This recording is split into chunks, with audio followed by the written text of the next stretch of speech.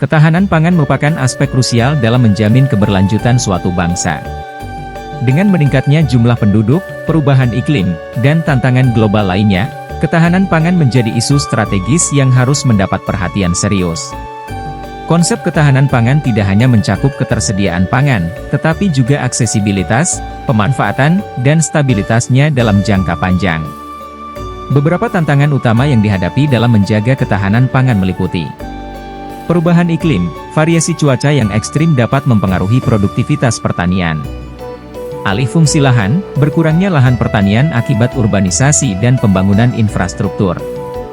Distribusi yang tidak merata, ketimpangan distribusi pangan menyebabkan sebagian daerah mengalami surplus, sementara daerah lain mengalami kelangkaan. Ketergantungan pada impor, banyak negara yang masih bergantung pada impor pangan, yang dapat menjadi ancaman apabila terjadi krisis global. Strategi meningkatkan ketahanan pangan untuk mengatasi tantangan tersebut, diperlukan berbagai strategi, antara lain. 1. Diversifikasi pangan, mengembangkan berbagai jenis pangan lokal agar tidak bergantung pada satu komoditas saja. 2. Penguatan pertanian berkelanjutan, menggunakan teknologi ramah lingkungan dan meningkatkan efisiensi produksi. 3. Peningkatan infrastruktur pertanian, memperbaiki sistem irigasi, transportasi, dan penyimpanan hasil pertanian. 4. Kebijakan pemerintah yang mendukung memberikan insentif bagi petani dan mengurangi ketergantungan pada impor. 5. Edukasi dan kesadaran masyarakat, mendorong pola konsumsi yang lebih sehat dan berkelanjutan. Ketahanan pangan adalah kunci bagi kesejahteraan dan stabilitas suatu bangsa. Dengan pendekatan yang komprehensif dan dukungan dari berbagai pihak, ketahanan pangan dapat terwujud secara optimal. Oleh karena itu, kolaborasi antara pemerintah, sektor swasta, dan masyarakat sangat diperlukan dalam menciptakan sistem pangan yang tangguh dan berkelanjutan. Dalam kesempatan kali ini, dalam rangka mewujudkan ketahanan pangan, kami akan melakukan liputan tentang inovasi diversifikasi pangan dari kreativitas seorang anggota kelompok tani wanita di Dusun Wonoleren, Kecamatan Karangtengah. Apa bentuk inovasi dan bagaimana prosesnya? Yuk kita saksikan bersama.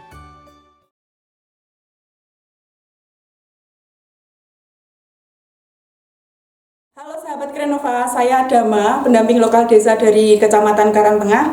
Kali ini saya bersama salah satu inventor Krenova. Silahkan memperkenalkan diri, Bu.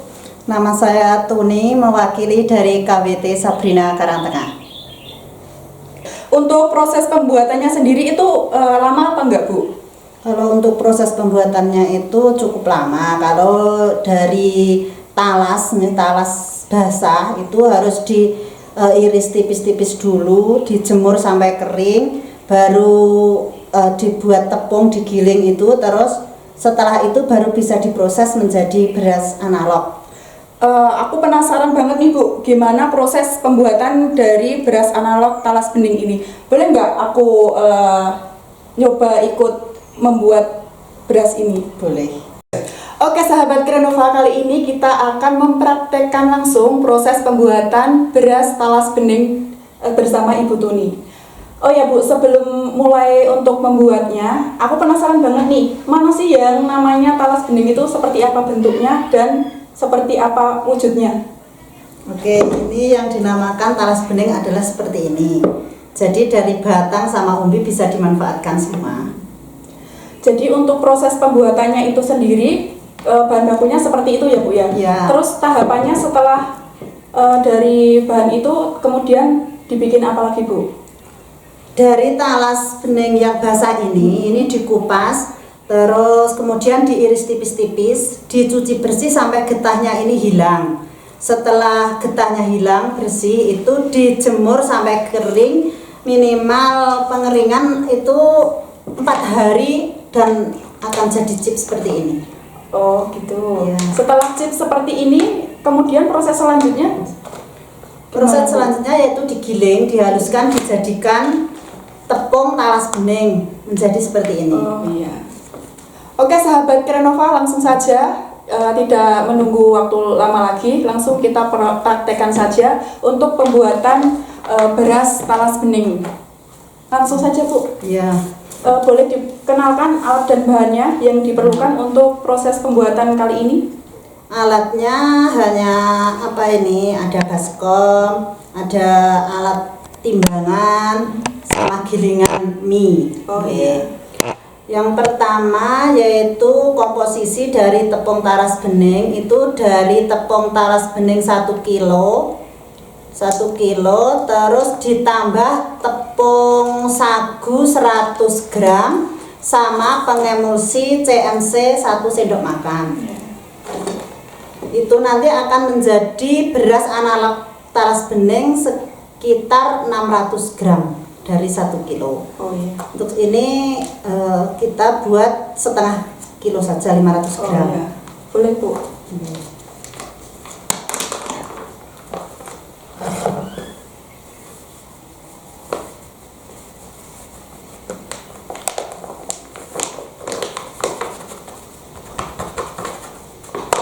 Tepung talas bening 500 gram ditambah Sagu. sagu 100 gram, itu kira-kira 10 sendok. Oh iya. 10 sendok tepung sagu.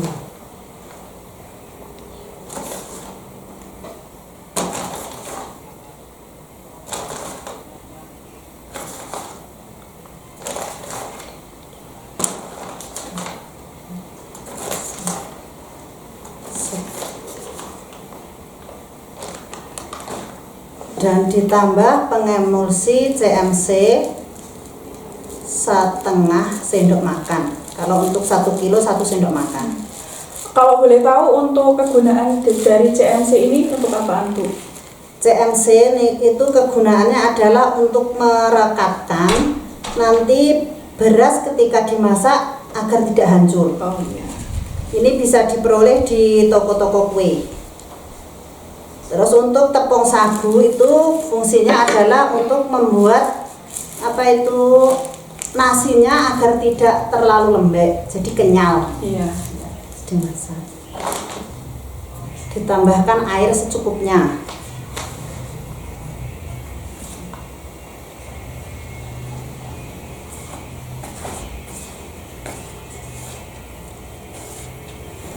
Oh pakai alat ini ya Bu ya? Ya. Kasih tepung dulu biar tidak lengket.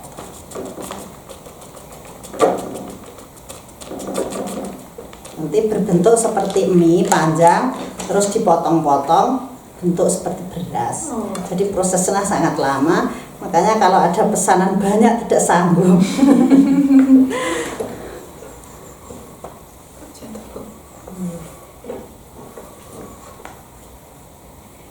Ini saya coba yang menggiling ya Bu ya? Ya.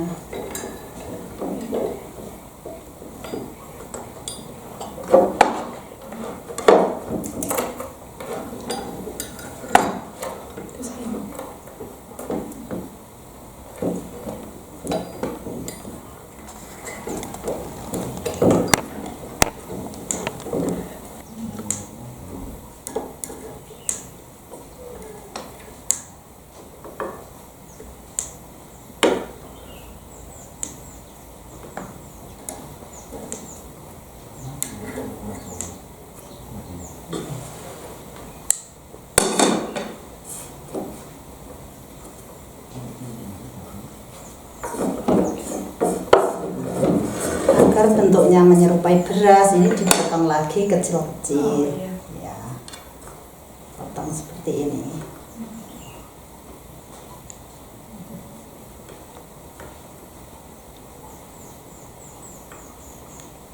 Setelah dipotong-potong, kemudian dijemur sampai kering sekitar 2 harian. Nih. Oke sahabat Krenova, setelah melalui proses pembuatan yang lumayan panjang tadi, inilah hasil akhir dari beras analog talas bening. Salah satu alternatif bahan pangan lokal yang bergizi dan harus dikembangkan. Oke Bu, terima kasih untuk berbagi pengalamannya untuk hari ini. Terima kasih banyak. Ya Bu, sama-sama. Ini berasnya bisa dibawa untuk dicoba dimasak di rumah. Terima kasih banyak Bu.